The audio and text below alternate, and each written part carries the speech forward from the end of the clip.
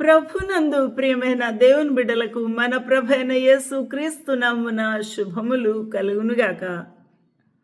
ఈ యొక్క ఉదయకాల సమయమందు దేవుని యొక్క వాక్య ధ్యానము కొరకు పరిశుద్ధ బైబిల్ గ్రంథం నుండి సామెతలు 4వ అధ్యాయాన్ని ధ్యానం చేసుకుంటూ ఉన్నాము. 6వ వచనం, జ్ఞానమును విడవక ఉండిన ఎడల అది నిన్ను కాపాడును.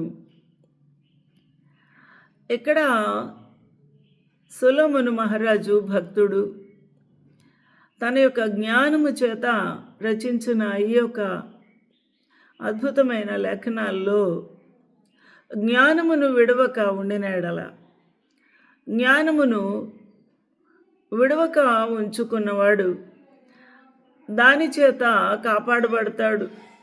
అనగా అపాయము నుండి, ఆపద నుండి, శత్రు భయము నుండి ఆయన కాపాడబడతాడు అని మనకు అర్థమవుతుంది. కాబట్టి కాపాడునది జ్ఞానము. జ్ఞానము విడిచిపెట్టక ఉండిన ఎడల, మానవుడు దేవుని యొక్క జ్ఞానమును విడిచిపెట్టకూడదు.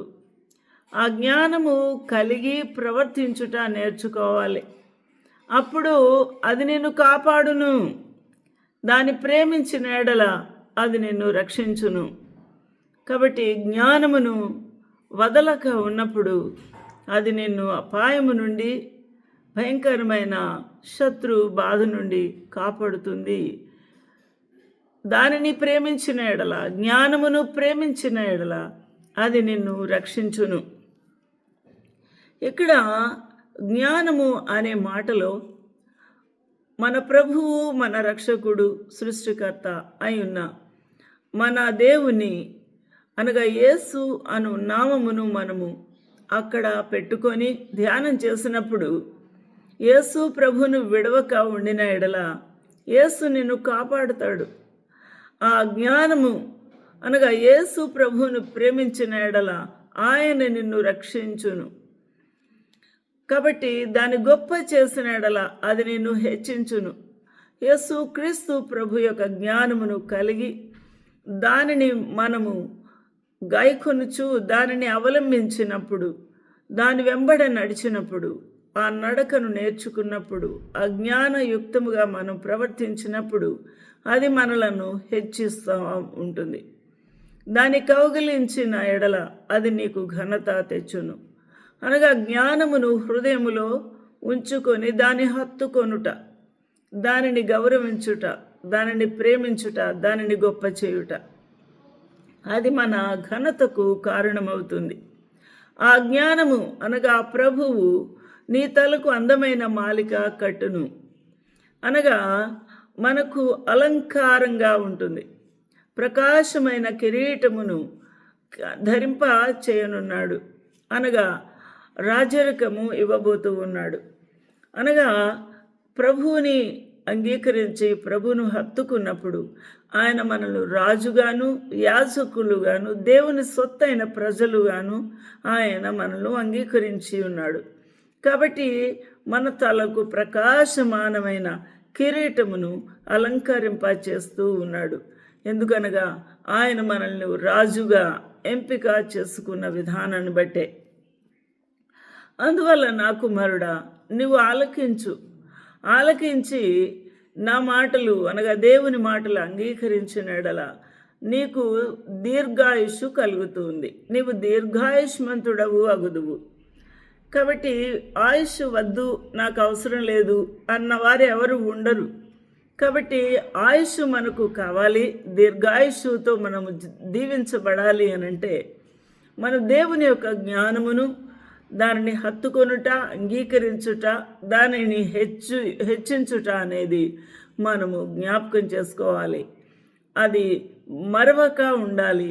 ఎడతెగక ఆ జ్ఞానముతో మనము నడిపించబడుతూ ఉండాలి. అప్పుడు జ్ఞాన మార్గము నేను నీకు బోధించి ఉన్నాను.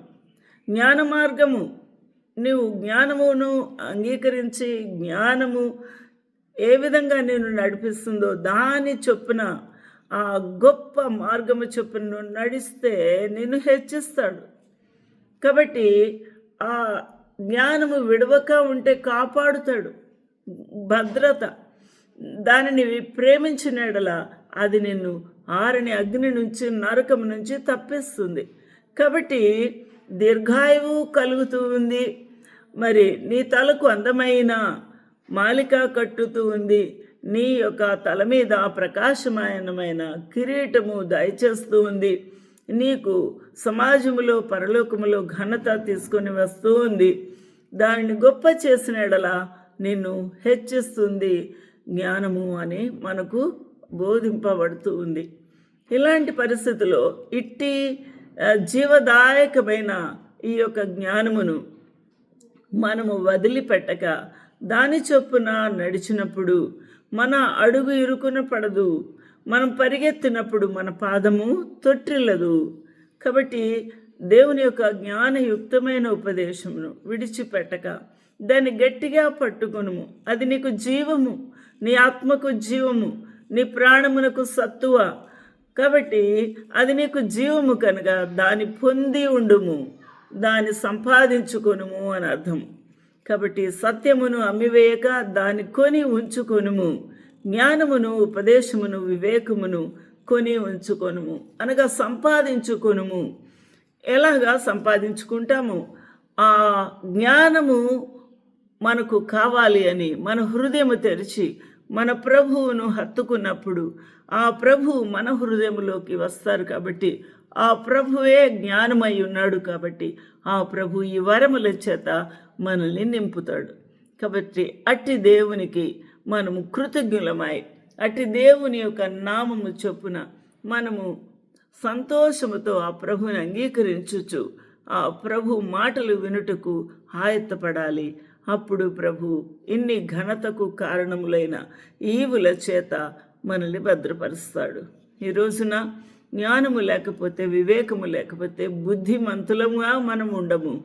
మనము పడిపోతాము. మనము శత్రు బాధకు లొంగిపోతాము.